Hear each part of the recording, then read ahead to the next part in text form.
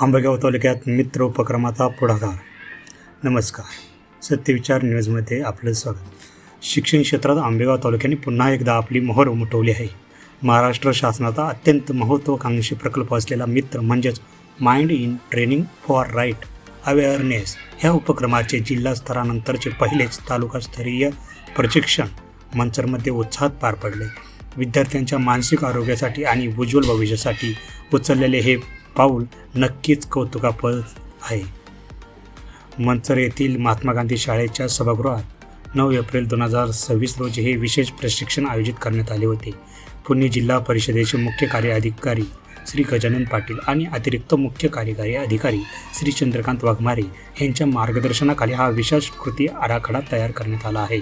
ह्या कार्यक्रमासाठी मुख्य लेखा व वित्त अधिकारी श्री विशाल पवार यांची विशेष तरतूद तर उपजिल्हाधिकारी श्री अनिल कारंडे यांचे महत्त्वपूर्ण योगदान लाभले आहे. ह्या कार्यक्रमाचे विशेष वैशिष्ट्य म्हणजे आंबेगाव तालुक्यातील 3 महिला अधिकाऱ्यांनी याचे नेटके नियोजन केले होते. गटविकास अधिकारी सौ प्रमिला वाळुंज पाटील, गट शिक्षण अधिकारी सौ रुपाली धोका आणि केंद्र प्रमुख सौ पंकजा आगवणी यांच्या पुढाकाराने 200पेक्षा जास्त मुख्याध्यापक ह्या प्रशिक्षणात सहभागी झाले होते.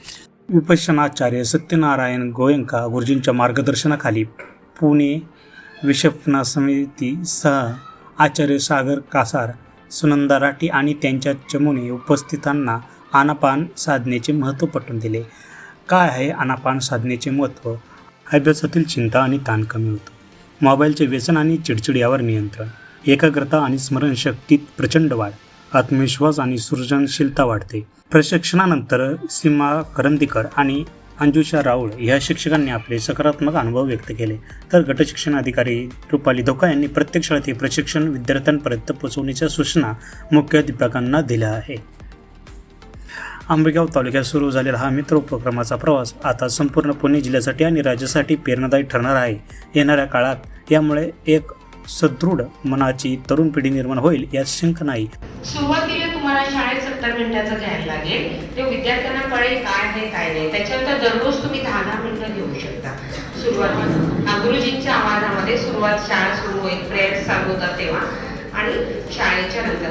पण आता कसं तुम्हाला कधी वाटतं की सायन्स क्लासमध्ये मॅथ्स क्लासमध्ये मुलं खूप मस्ती करतात किंवा ग्राउंडवरनं आलेत आणि मुलं खूप मस्ती करतात आणि ऐकतच नाही, तर तुम्ही थोडे 2-3 मिनिटं पण तुम्हाला त्यांना शांत करण्यासाठी त्यांना फक्त सांगा की मुलांना बसा, श्वासाकडे बघा.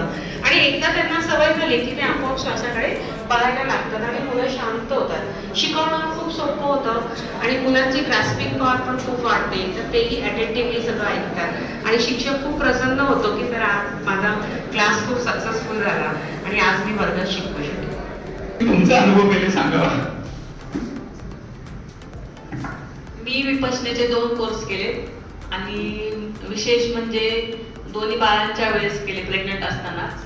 10 दिवसांचा कोर्स म्हणजे तसा खूप मोठा आहे कोर्स. सुरुवातीचे 3-4 दिवस अस्वस्थ होतो, म्हणजे बेचैन होतो, असं बसू वाटत नाही, खूप विचार येतात पहिले 3-4 दिवस तरी, पळून जा वाटतं. पण नंतरचे जे दिवस आहेत 5-6 दिवस खूप छान होतं, मन खूप शांत होतं.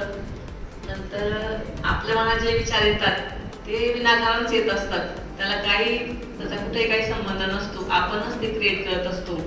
पुढची जी परिस्थिती आहे आपणच बनवत असतो. आपण गोष्टी कॉम्प्लेक्स करत असतो.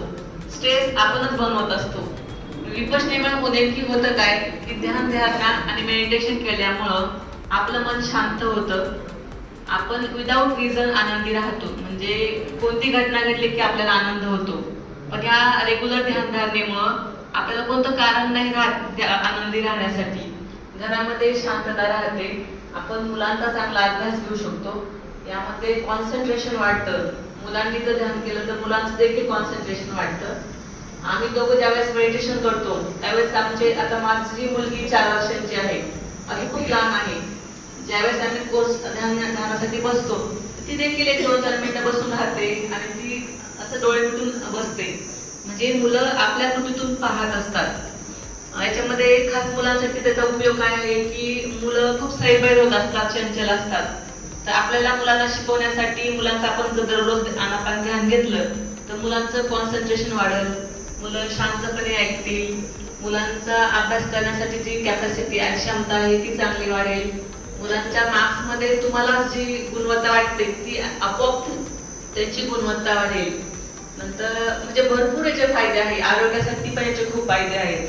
म्हणजे रेग्युलर जर आपण ध्यानधारणा केली तर जे किरकोळ कारकोळ म्हणजे जे आपले आहेत सर्दी, खोकला, ताप, जे किरकोळ आजार आहे ना ते शक्यतो लवकर येत नाही आपल्याकडे. नंतर आपली प्रतिकारशक्ती वाढते, आपलं आरोग्य चांगलं राहतं, आपलं माइंड फिट राहतं. याचे अनेक फायदे आहेत. ज्यावेळेस तुम्ही कोर्स कराल ना आणि नंतर रेग्युलर ध्यानधारणा कराल त्यावेळेसच तुम्हाला समजेल की याचे फायदे काय आहेत. तुम्हाला ही बातमी कशी वाटली कमेंटमध्ये नक्की कळवा. अशाच नवनवीन घडामोडीसाठी आमच्या चॅनलला सबस्क्राईब करा.